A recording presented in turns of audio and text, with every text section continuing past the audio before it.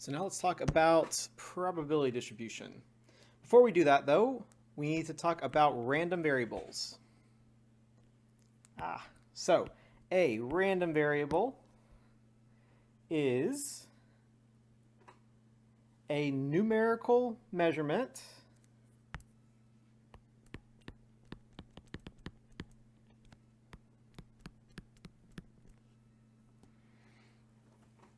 of the outcome of a probability experiment. So its value is determined by chance. So basically, it's a numerical outcome.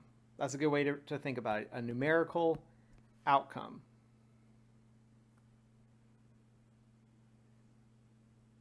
So if I was going to flip a coin, right? And what are our options for flipping a coin?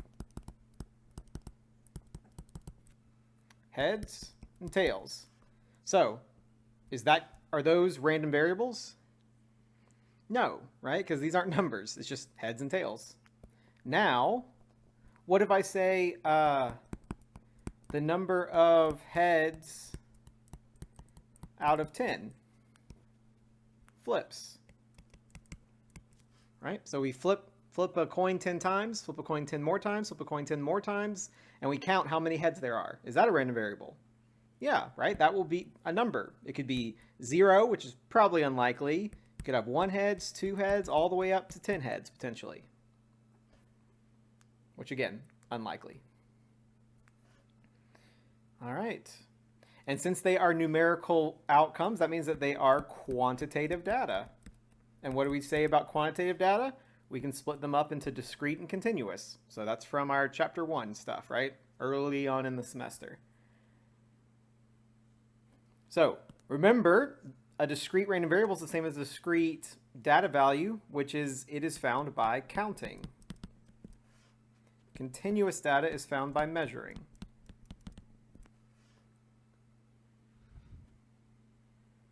All right, so let's do a quick review of continuous and discrete. So for the following, problem number 1, determine if it is discrete, continuous, or not a random variable at all. So the exact weights of quarters now in circulation in the United States. So the exact weight, that's going to be something that you measure, right? You can't count 1 pound, 2 pound, or 1 gram, 2 grams, right? So this is going to be continuous.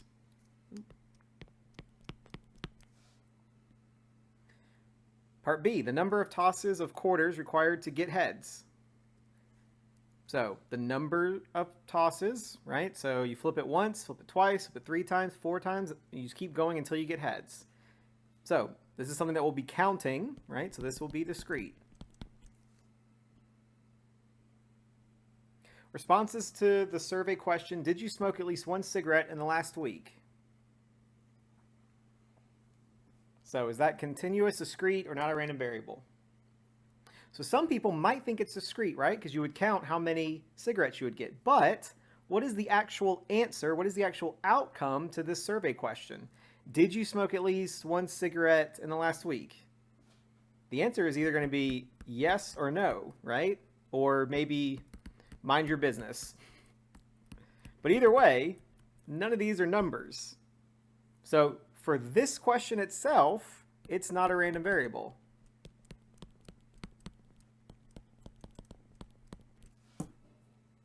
So how could we change it so that it would be a random variable? What could the question be so that it is a random variable?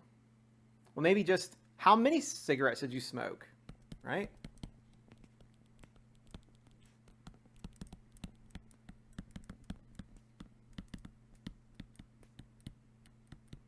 That would be a number, right? No cigarettes, 1 cigarette, 15 cigarettes, right? And so for this case, since it is a random variable, what kind of random variable would it be? Discrete or continuous?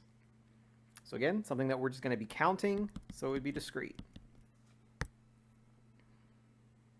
Part D, the number of spins of roulette wheels required to get the number 7.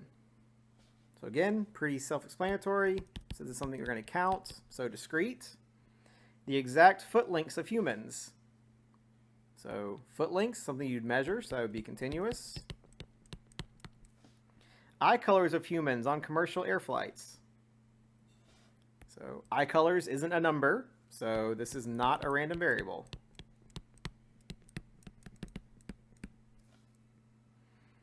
Political party affiliations of adults in the United States. So again, political party affiliations, those aren't numbers, so not a random variable.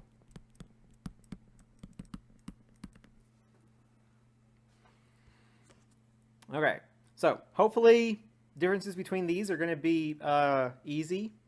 Hopefully, quick refresher. So what we're going to be talking about in this section and the next section is what do we do when we have discrete random variables and continuous random variables. So this video is going to be all about how do we graph, how do we organize, how do we do all the things we need to do with discrete random variables. And then kind of the rest of the semester is going to be about continuous random variables. So discrete, so remember this is just counting. So for a discrete random variable, we make something called a probability distribution. So a probability distribution provides the possible values of the random variables and their corresponding probabilities. So on one side, it's the random variable. On the other side, it's the probability. And these just kind of line up. So a probability distribution can be in the form of a table, a graph, or a mathematical formula. For this class, we'll just talk about the table. So discrete probability distribution just has two rules. So if we let P of x denote the probability of a random variable x, then we need two things. So we can write sigma P of x equals 1, which, if you remember, we only talked about a little bit, so it's okay if you don't remember. But remember, this Greek letter, sigma, just means sum. So the sum of the probabilities is 1. Right? So that's just a fancy, this is a shorthand, fancy way of just saying the sum of all the probabilities is 1. We can even write all, sum of all probabilities is 1. Which makes sense, right? All the outcomes, you should add up to 100%. And then the second one, we say 0 is less than or equal to P of x, which is less than or equal to 1. So this is just a fancy word of saying that all probabilities are between 0 and 1, inclusive.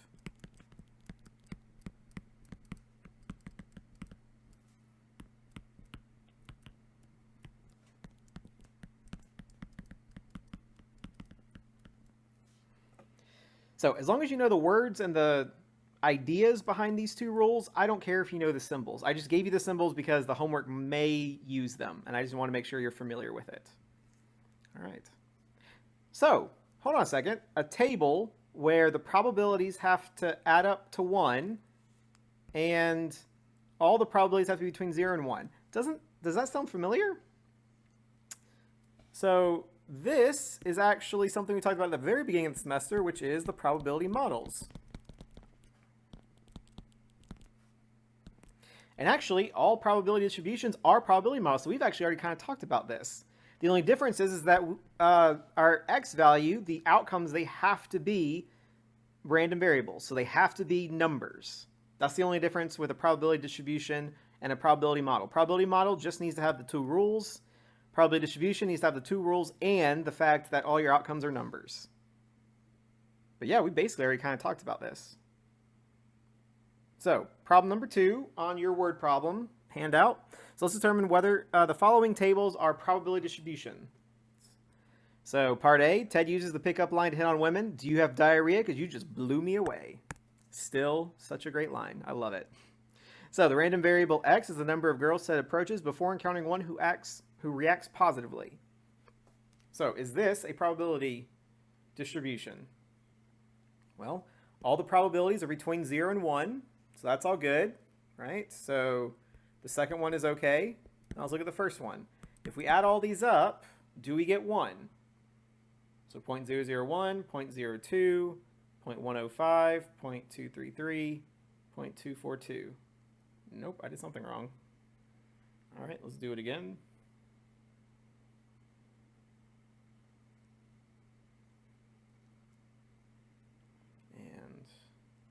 All right, so I got 0.601.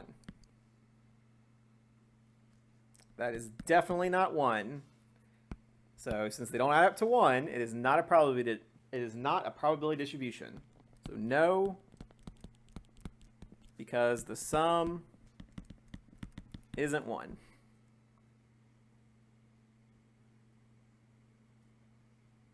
All right. Part B. A sociologist randomly selects single adults for different groups of 4, and the random variable X is the number in the group who say that the most fun way to flirt is in person. So, second one, are all of the probabilities between 0 and 1? Yeah. So remember, second one's just the easiest. Number 2, if we add them all up, what do we get? So 0.03, 0.06, 0.07, 0.38, 0.45. So when we add all these up, what do we end up with?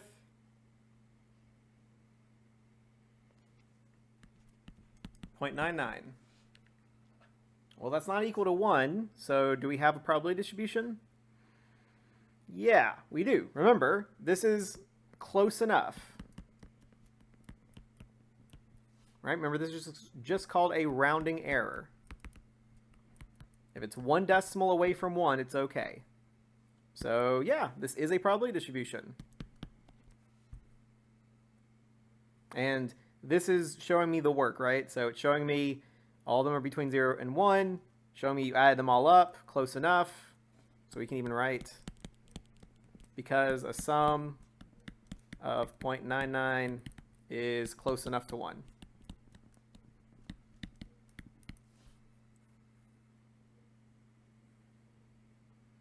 All right, part C.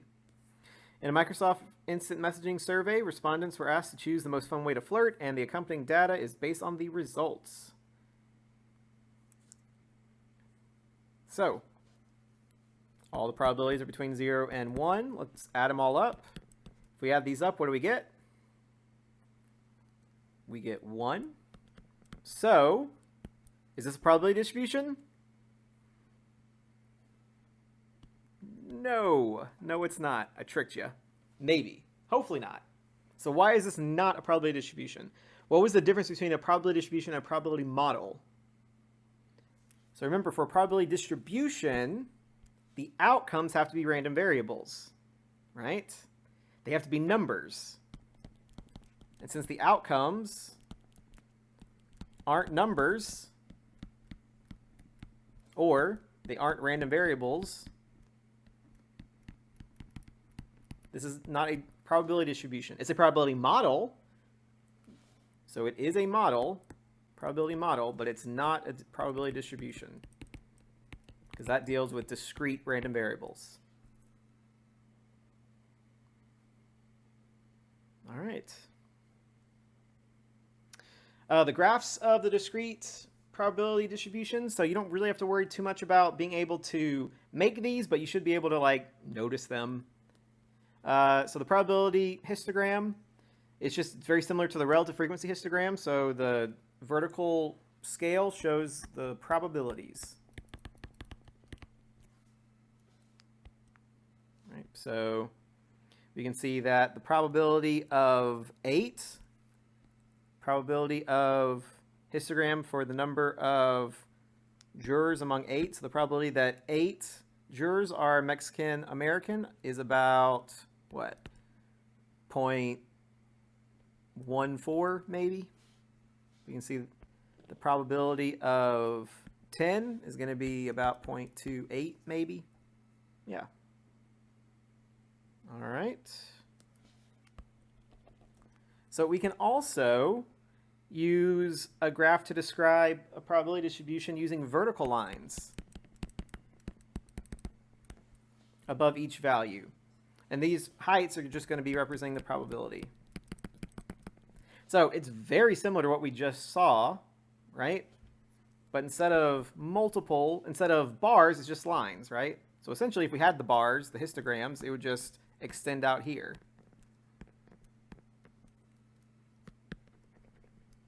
But since it's just the lines, right? That's all it is. So hopefully that makes sense. And again, we can see that the number of, so if you get one successful free throw, that's about 10%. If you get two successful free throws, it's about, what, 38%, 0.38-ish, something like that. All right. So now, here we go. This is probably the hardest part, and this is also the last part. But we have calculators, so that will help everything. So now we need to find the mean of a discrete random variable. So first off, suppose that an experiment is repeated independent times and the value of random variable x is recorded. As the number of repetitions increase, the mean value of n trials will approach mu x. So basically this is the probability of, the mean of the random variables. Oh yeah. Mean of the random variables. Remember, mu is population mean, and then we said x was the random variable.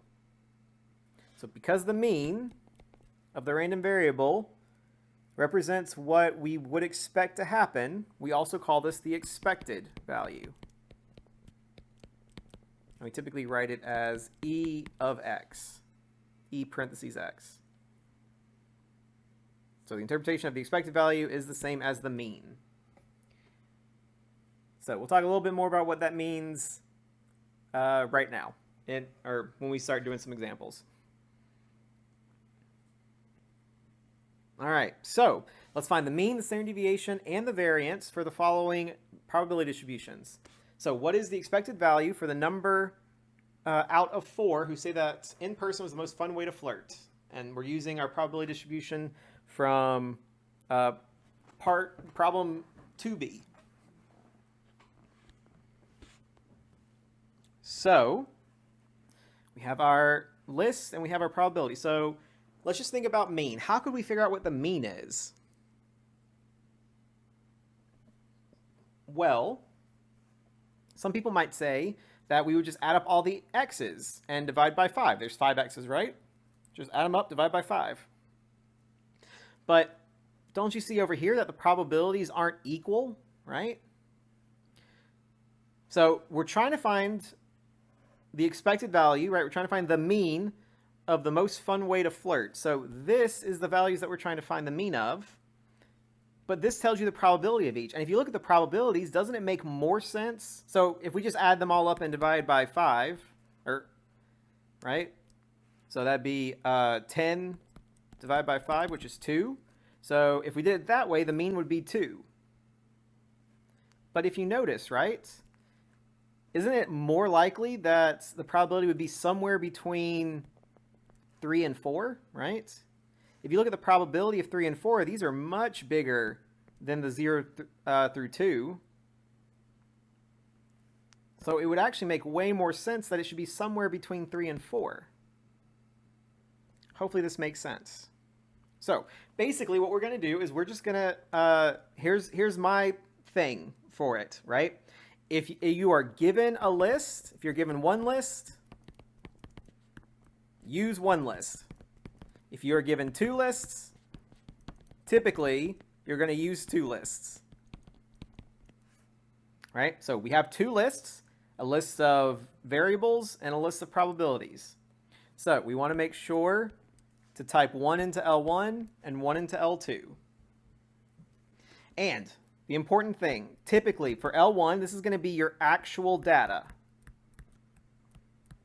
So the outcomes that you're looking at, right? And a lot of times you can tell by the question, right? What's the expected value for the number out of 4 who say that in person? So this is, you're not going to have probabilities as your actual data, right? And then L2 is always going to be your probabilities or your frequencies or your weight, right? Something like that. So just make sure that your outcome is always an L1 and everything should go well. Okay, so having this table next to you, let's go to our calculator. So remember, we're going to go, when we have to type stuff into the calculator, we go to Stat, Edit. So if you have something, make sure to clear out your data. So go all the way to the top, hit Clear, Enter. And then type everything in order from L1. So we had 0, 1, 2, 3, 4. And then you want to make sure to type in order for L2, right? You want to make sure that the left and right sides of each of these measure up. So 0.0, I don't remember what I wrote down.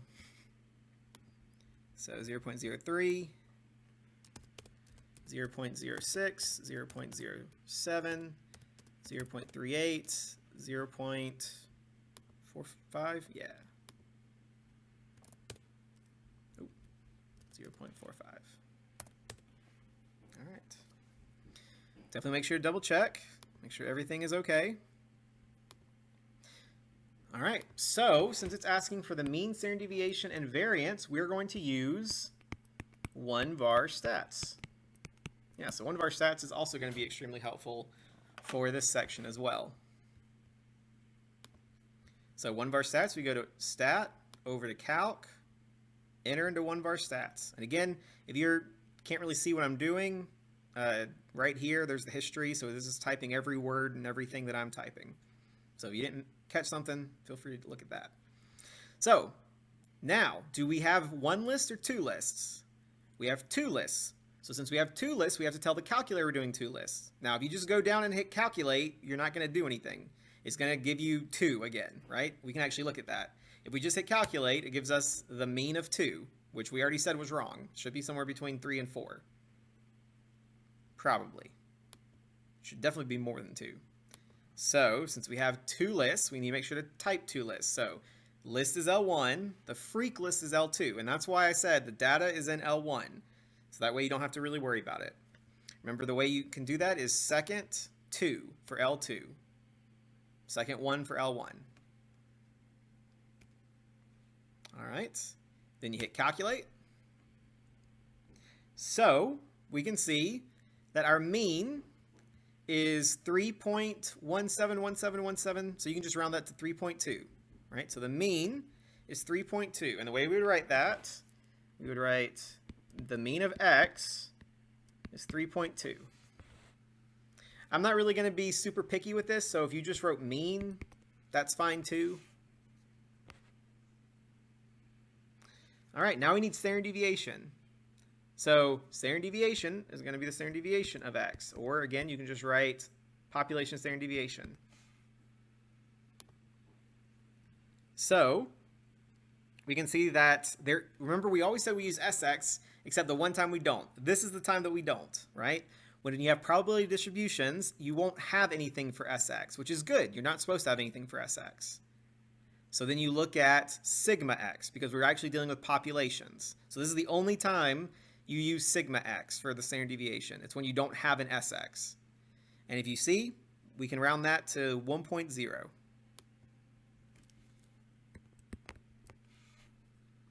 And then we gotta look at variance. So remember, variance is sigma squared. So it could be sigma x squared.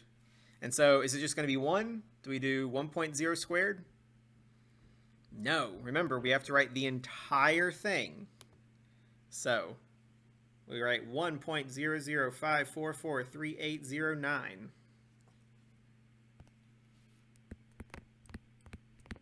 So I might need to write that on a separate sheet of paper, something like that. And then you square that whole number.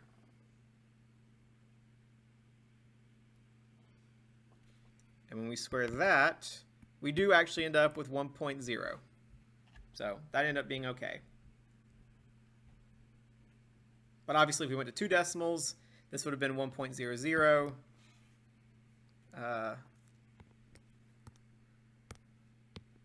And this would have been 1.01. So it is a little different.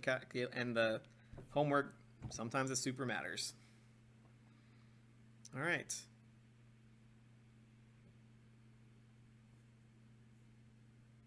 So basically what this interpretation is saying, right, is that this time when we did it, right, we got a mean that was about 3.2.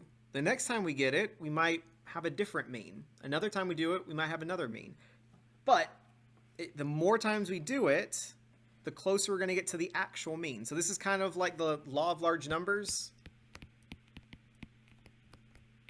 that we've talked about, right? The more times you flip a coin, the closer it's going to get to 50-50. Same thing. The more times you do this, the closer you're going to get to the actual mean and the actual standard deviation and the actual variance. All right. So we did mean, we did standard deviation, we did variance. Now we just got to answer the actual question. What's the expected number, expected value? So remember, expected value, we said, was just a fancy word for the mean. But we need an actual number of how much we would expect. So out of 4, how many would we expect to say the most fun way to flirt is in person? So it's not 3.2, right? Because you can't have 0.2 of a person. So it would just be 3, right? The expected value would just be 3. You'd expect 3 people to say that the most fun way to flirt is in person out of 4. Yeah, I mean, you just round as normal. All right, part B. What is the expected value of the number of girls in 2 births? So here's our probability distribution. We have 0, 1, and 2. So again, let's find the mean, standard deviation, all that stuff. So remember, your outcome is an L1, probability is an L2. So we can go to Stat, Edit, because this is where we need to type everything in. So go up and clear everything. Oh. There we go. Oh, go up, clear everything. All right, so then we type in our data, 0, 1, and 2. And then we go 0.25.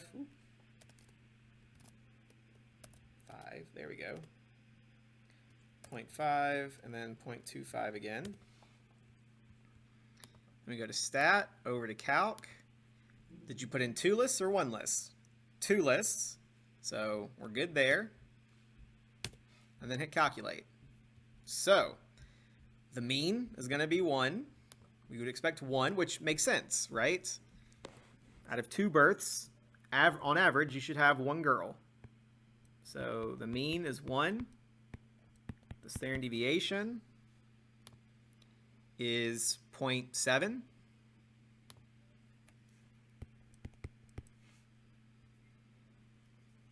then again, remember when we do the square, we have to square the whole thing. So 0.707 1067812. Yeah. So then when we square that, 0.07.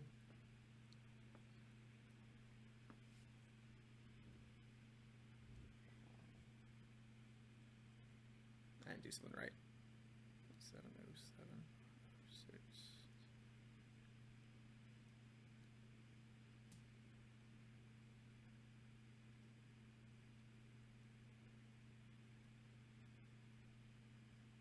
Yeah, you get just about 0.5 perfectly. All right, the expected value is just the mean rounded, and the mean is 1. So we would expect 1 girl out of 2, which again makes total sense. If you have 2 kids, we would expect one of them probably to be a boy, one of them to be a girl. All right, let's look at another one. So now we're not given the table, so we have to make the probability distribution. So in a lottery, you have 0.025 probability of winning $1,000, 0.095 probability of winning $10. Otherwise, you get nothing. So what are the expected earnings of each lottery, of this lottery, excuse me? All right, so remember, we need an X and we need a probability. So X was just outcomes. So what are all the outcomes that you could do? Well, you can win or you can lose. And actually, there's a couple ways you could win. So you could win $1,000. So we would write 1,000 here. And the probability of winning $1,000 would be 0.025. you could also win $10, right? And the probability of winning $10 is 0.095. All right, so are we done? Well, you got to ask yourself, is this a probability distribution? If we add up these two numbers, do we end up with 1? No, not even close, right? This is less than 10% and less than 10%. There's no way this is close to 1. So don't forget, there's another part. Otherwise, you get nothing. So if you lose, how much money do you get? You get $0, right? So what's the probability of getting $0?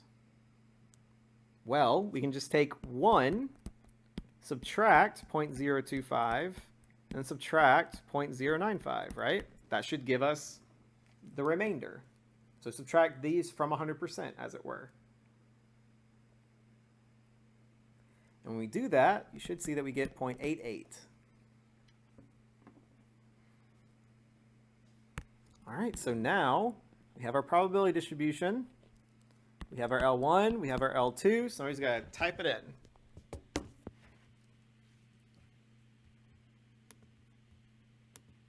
So go to Stat, Edit. We want to clear everything in both lists. All right, so we said that we could win $1,000, we could win $10, or we could win nothing. Probability of winning $10 was 0.025, $10 was 0.095, and 0 was 0.88. Just let me double check. Yeah. All right. So since we're trying to find expected value, right, the expected earnings, that's just a fancy word for the mean. So we need to figure out what the mean is. So we go to Stat, over to Calc. We have two lists, so that's good. So we got 25.95. So the expected earnings is 25.95 what? Dollars. And where does the dollar sign go?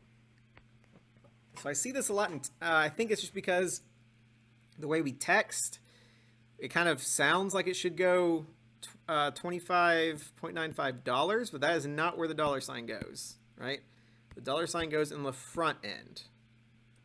So maybe in the future it'll change, but for right now, dollar sign still goes in the front, so don't look like a dum-dum with a boss if you're trying to get like a salary or something, right? Make sure the dollar sign's on the front end. All right.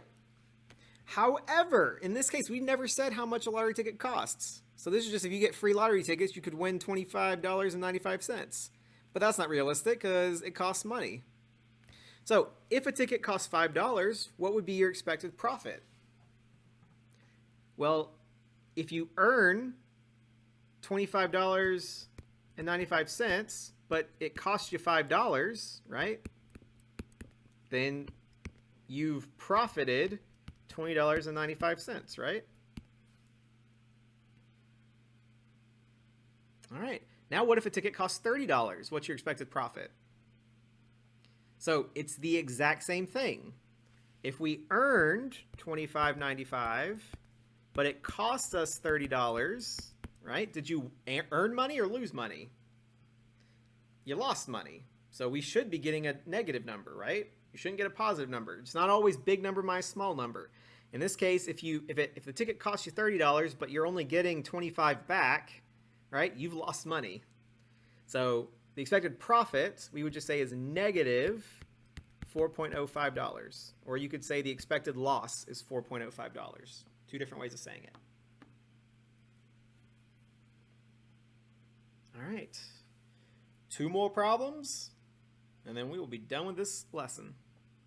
All right.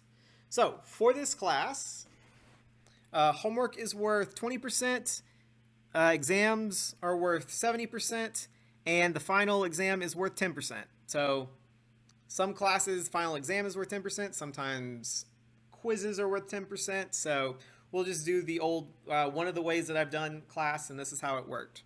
So on the 5 homework assignments, Zane received 100, 94, or 88, 83, 92, and 13. So obviously we have more homeworks, but just making it simple for us, this is what he got on homework.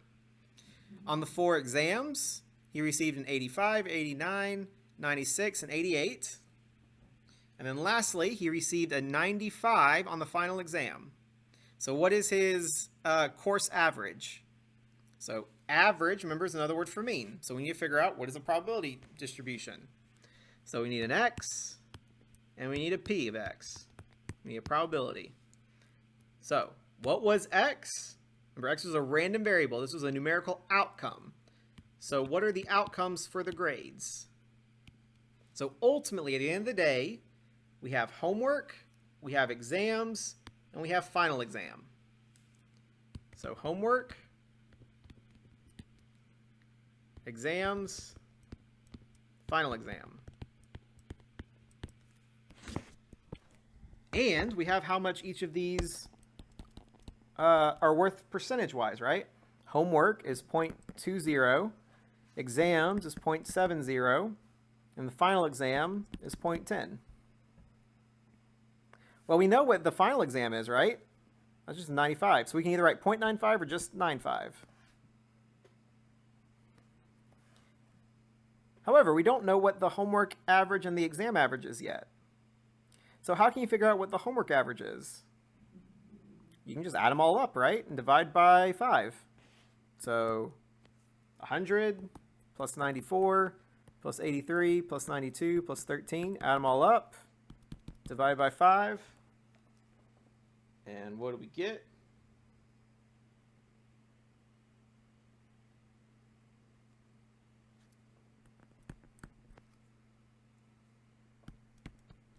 $76.4. So the homework average was 76.4. All right.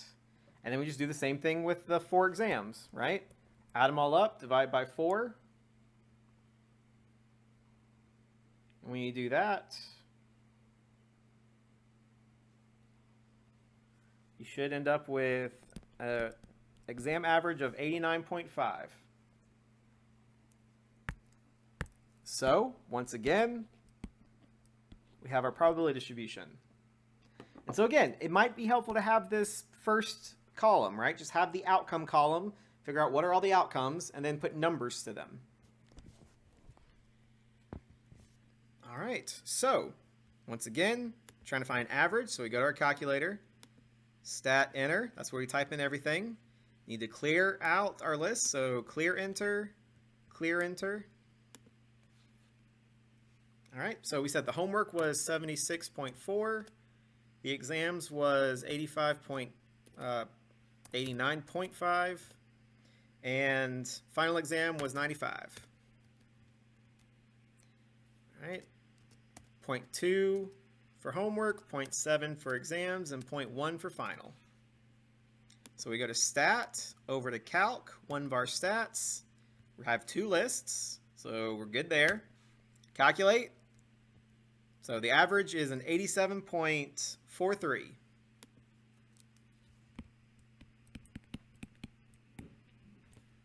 And this is how I calculate your grades. So now you can do it, right? You can calculate your own grade, and you can double check to make sure that I did it correctly.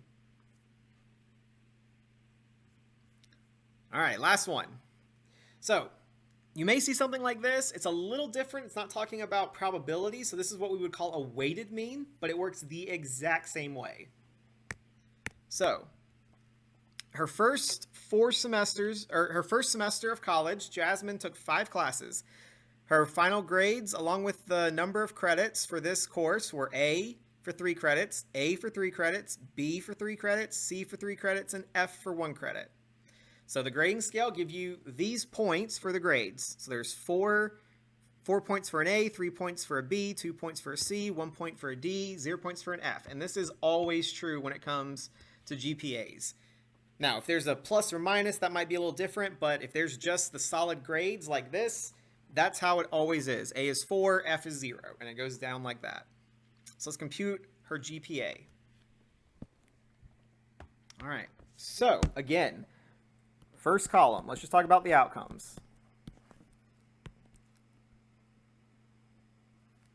So what are the outcomes at the end of her semester?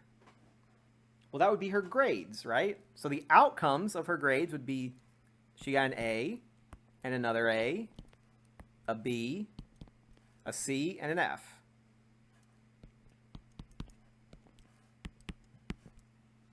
So this time it's not going to be probability, it's just going to be like weights. And we'll talk about what that means in a minute.